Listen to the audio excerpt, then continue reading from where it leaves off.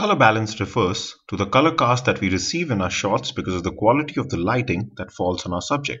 For example, since I'm shooting under tungsten or yellowish light here, you can see that the cup appears yellow in the frame. In order to solve this, press I to access the menu and then select WB or white balance. Then press OK and you will see a series of options come in front of you which are basically describing the kind of lighting that you're shooting under.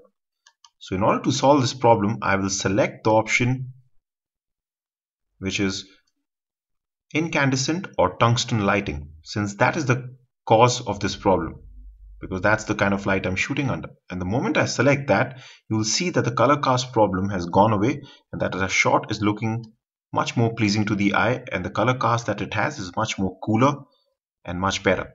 That's how color balance works.